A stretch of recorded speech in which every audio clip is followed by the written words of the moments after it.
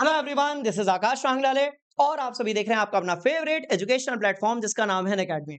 और बच्चों, मुझे पता है कि आप में से बहुत सारे स्टूडेंट्स बहुत ज्यादा कंफ्यूज्ड हैं इस बात को लेकर कि सर पढ़ाई तो करनी है पर ये समझ में नहीं आ रहा है कि पढ़ाई स्टार्ट कहाँ से करें। न्यूमेरिकल्स करने जाते हैं ना तो रिएक्शंस की टेंशन होने लगती है। रिएक्शन जब हम करने जाते हैं तो थ्योरेटिकल क्वेश्चंस की टेंशन होने लगती है। जब हम थ्योरेटिकल क्वेश्चंस करने जाते हैं तो हमें नेमिंग की टेंशन होने लगती है। और सर टेंशन ही टेंशन होती रहती है, तैयारी जो है वो कुछ हो नहीं पा रही है। तो बच्चों, यदि ऐसा कोई कंफ्यूजन है तो परेशान मत होइए। मैं आपके सारे जो कंफ्यूजन्स और प्रॉब्लम्स है उसका आज के सेशन में, बहुत छोटा सा सेशन है, सोल्यूशन बताऊंगा। बहुत ध्यान से देखिएगा। देखो, पूरी केमिस्ट्री की यदि हम बात करें तो इसको हमने क्या किया है भाई, 3 डिविजन्स में डिवाइड कर लिया है, जैसा कि आप पहले से जानते हो, inorganic, physical and organic chemistry. अब ध्यान से देखना, ठीक है। स्पीकर थोड़ा डाउन है बट कोई बात नहीं, चला जाओ। तो भैया यहां पर मैंने लिखा केमिस्ट्री, ठीक, यहां पर मैंने लिखा केमिस्ट्री। सर ये केमिस्ट्री का हमने सबसे पहले बात की फिजिकल के बारे में। सर इसके बाद हम बात करेंगे इनऑर्गेनिक के बारे में, ठीक, और हम बात करेंगे सर ऑर्गेनिक के बारे में। और मैं आपको यह भी बताऊंगा कि किस डिवीजन से मैक्सिमम क्वेश्चंस पूछे जाते हैं, क्योंकि बहुत सारे स्टूडेंट्स को लगता है सर ऑर्गेनिक केमिस्ट्री है तो रिएक्शंस ही याद करनी पड़ेगी, बट ऐसा नहीं है बेटा। बहुत ध्यान से देखिएगा। देखो, फिजिकल केमिस्ट्री जो है ना बेटा, दैट इज फॉर 23 मार्क्स। थोड़ा ऊपर नीचे कभी कभी हो जाता है। Inorganics is for 14 marks. And sir organic की यदि हम बात करेंगे तो बचा हुआ कैलकुलेट कर लेते हैं, 33 मार्क्स के आसपास। यस, 33 मार्क्स के आसपास। तो आप ये कह सकते हो कि सर जो पार्ट 1 है, दैट इज फॉर पार्ट 1 जो बुक है आपकी केमिस्ट्री की, दैट इज फॉर 37 मार्क्स। और पार्ट 2 बुक जो है सर वो किसके लिए हो जाएगी, 33 मार्क्स के लिए हो जाएगी। अब मेरी बात ध्यान से सुनिएगा। बहुत सारे स्टूडेंट्स को ये लगता है कि सर फिजिकल केमिस्ट्री यदि हमारे 23 मार्क्स की है, जिसमें आपका सॉल्यूशन है, इलेक्ट्रोकेमिस्ट्री और केमिकल काइनेटिक्स है, मैक्सिमम स्टूडेंट्स को लगता है कि सर यहां से ना सिर्फ न्यूमेरिकल्स ही आते हो। और आप में से मैक्सिमम स्टूडेंट्स क्या करते हैं, सिर्फ न्यूमेरिकल्स की प्रैक्टिस करते हैं फिजिकल केमिस्ट्री से।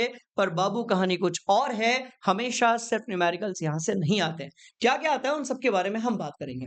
तो आपने एक चीज तो देख ली कि सर तीनों डिविजन हमने देख लिए केमिस्ट्री के। फिजिकल भी हमने देख लिया, इनऑर्गेनिक भी हमने देख ली, और सर ऑर्गेनिक केमिस्ट्री जो है वो भी हमने देख ली। ठीक है, अब बताओ, अब बहुत सारे बच्चों को लग रहा होगा yes sir, no this is the secret. अब एक काम करते हैं सर, सबसे ज्यादा जो है ऑर्गेनिक पढ़ेंगे, फिर फिजिकल पढ़ेंगे, फिर इनऑर्गेनिक पढ़ेंगे। बस यहीं पर बच्चे हो जाती है गलती। ठीक है, maximum students are like sir सिर्फ ऑर्गेनिक पढ़ेंगे तो काम चल जाएगा क्या? नहीं चलेगा, सब कुछ पढ़ना पड़ेगा, बैलेंस तरीके से पढ़ना पड़ेगा। और ध्यान से देखिएगा, हर डिवीजन से किस टाइप के क्वेश्चंस आते हैं उसके बारे में हम थोड़ी सी बात करते हैं। बहुत ध्यान से देखना बेटा, देखो, है ना, बहुत हेल्पफुल होने वाला है आपके लिए। देखो, फिजिकल केमिस्ट्री में सिर्फ न्यूमेरिकल्स नहीं आएंगे, पर हाँ न्यूमेरिकल्स जरूर आएंगे, बट सिर्फ न्यूमेरिकल्स नहीं आएंगे। ओके, तो न्यूमेरिकल्स की यदि आप बात करोगे, थोड़ा इसको इधर शिफ्ट करते हैं। यस सर, ठीक, न्यूमेरिकल्स की यदि आप बात करोगे बच्चों, तो ये जो न्यूमेरिकल्स है, ठीक, यस सर, ये जो न्यूमेरिकल्स है बेटा, ये आएंगे आपके 60%। और बाकी का ग्राफ, थ्योरी, ठीक है, ये आपका आएगा, या इक्वेशन की आप बात कर लीजिए, तो ये बच्चे आपका पूछा जाएगा किसमें सर, ये 40% में। मतलब फिजिकल केमिस्ट्री में यदि आप सिर्फ न्यूमेरिकल्स कर रहे हैं तो ये प्रिपरेशन थोड़ी सी इनकम्प्लीट है, आपको ना सारी चीजें करनी पड़ेगी। Now moving towards inorganic chemistry. दो ही चैप्टर्स है नन्हे मुन्ने से, D and F block elements and coordination chemistry. बात समझ में आई? तो यहां पर 3 चीजें आ सकती हैं, ध्यान से देखिएगा। एक तो नेमिंग, थ्योरी, और सर तीसरी जो कि सबसे इंपॉर्टेंट चीज है, हाँ यहां पर भी रिएक्शन आ सकती है। थ्योरी मतलब कॉन्सेप्ट की बात हो गई, थ्योरी, कॉन्सेप्ट्स, ठीक है, और रिएक्शंस की बात हो गई। ये 3 चीजें बच्चों यहां से आ सकती है। अब आते हैं ऑर्गेनिक केमिस्ट्री में, जिसको आपको ये लगता है कि सर यहां से ना सिर्फ राइट केमिकल रिएक्शंस आती होगी, पर बच्चों ये कहानी नहीं है, कहानी कुछ और है। ध्यान से देखिएगा, ऑर्गेनिक केमिस्ट्री की यदि आप बात करोगे तो यहां से जो है, देखो, नेमिंग, थ्योरी और ये इक्वली डिवाइडेड होता है।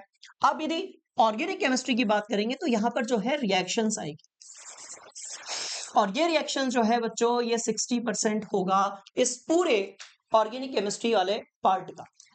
और ये जो 60% रिएक्शंस होगी इसमें 2 टाइप के क्वेश्चंस आएंगे, इनफैक्ट 3 टाइप के क्वेश्चंस आएंगे। बहुत ध्यान से देखिएगा। आप क्या करते हो ना कि सिर्फ या तो बहुत सारे बच्चे सिर्फ नेम्ड रिएक्शंस याद कर लेते हैं, बहुत सारे स्टूडेंट सिर्फ कन्वर्जन पे फोकस करते हैं। पर ध्यान से देखना बेटा, ये जो 60% है इसमें 3 चीजें होंगी and that is what named reaction. हाँ, वही साइंटिस्ट के नेम वाली या रिएजेंट के नेम वाली reactions. Friedel Crafts, Sandmeyer's, Finkelstein, a lot of reactions आते हैं, उसकी भी एक स्पेशल सीरीज है। ठीक है, नेम्ड रिएक्शंस यहां पर होगी। सर यहां पर कन्वर्जन्स होंगे, सर यहां पर ना कन्वर्जन्स होंगे। और बच्चों सबसे इंपॉर्टेंट, यहां पर एक स्पेसिफिक टाइप के क्वेश्चंस आएंगे जिसमें आपको एबीसीडी बताना होता है। एबीसीडी मतलब एक रिएजेंट ए है जिसको हमने बी से रिएक्ट करवा लिया, हमको सी मिला, वो जो सी है उसको हम उधर यूज करते हैं। ऐसे वाले जो क्वेश्चंस होते हैं ना उसको हम कहते हैं एबीसीडी वाले क्वेश्चंस। ये बड़े फेवरेट होते हैं, ध्यान से देखिएगा। तो सर यहां से ना एबीसीडी वाले क्वेश्चंस हैं, एबीसीडी क्वेश्चंस आएंगे, मतलब आइडेंटिफाई करना पड़ेगा। ऐसे वाले क्वेश्चंस यहां से पूछे जाएंगे, बट ये सिर्फ 60% है बेटा। ठीक है, अब बचे हुए 40% में थ्योरी होगी। बचा हुआ जो 40% है बच्चे, यहां पर क्या होगा? तो बेटा ध्यान से देखिएगा, यहां पर थ्योरी होगी, यहां पर थ्योरी होगी, यहां पर मैकेनिज्म होगा। ठीक है, यहां पर और कौन सी चीज होगी? मैकेनिज्म होगा। और कभी कभी यहां पर जो है यूजर्स पूछ लिए जाते हैं, और मोस्ट इंपॉर्टेंट जिसको मैं पहले नहीं लिख पाया था सर, यहां पर ना नेमिंग पूछ ली जाती है, नेमिंग पूछ ली जाती है, नेमिंग पूछ ली जाती है।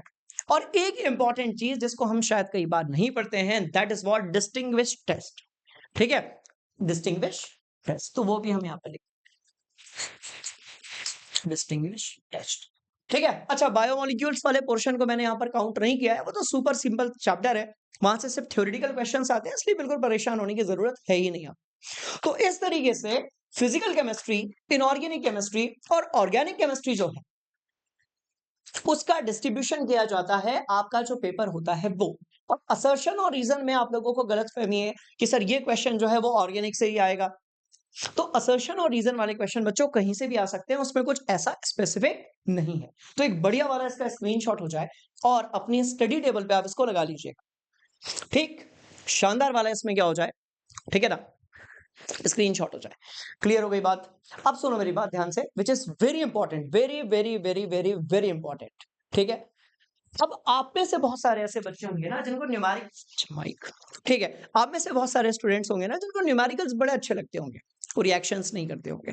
कुछ बच्चे ऐसे होंगे जिनको रिएक्शंस अच्छी लगती होगी, न्यूमेरिकल्स कम करते होंगे। तो बच्चों देखो, वो इंटरेस्ट, इन्वॉल्वमेंट है ना, वो सब कहानी थोड़ी अब पीछे छूट जाती है, क्योंकि आपको पता है कि आपका जो पेपर आने वाला है बेटा, राइट, उसमें सभी डिवीजन से क्या आने वाले हैं सर? क्वेश्चंस आने वाले हैं। इसलिए हमें क्या करना है, हर एक डिवीजन पे हमें इक्वली जो है फोकस करना है।